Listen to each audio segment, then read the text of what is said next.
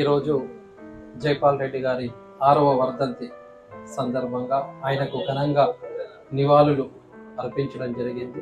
ఈ సందర్భంగా జైపాల్ రెడ్డి గారు నీతి, నిజాయితీ, నిబద్ధతతో కూడిన మహోన్నతమైన నాయకుడని తెలియజేస్తా ఉన్నాను. అంతేకాకుండా జైపాల్ రెడ్డి గారు జీవితాంతం సమాజ నిర్మాణం కోసం, బడుగు బలహీన వర్గాల కోసం పోరాడిన గొప్ప మహోన్నత నాయకుడు, ఒక దార్శనికుడని తెలియజేస్తా ఉన్నాను.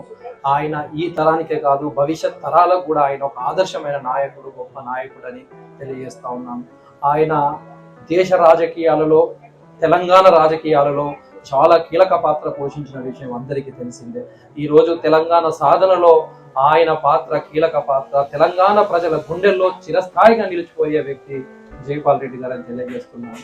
ఆయన బడుగు బలహీన వర్గాల హక్కుల కోసం కృషి చేసిన నాయకుడు.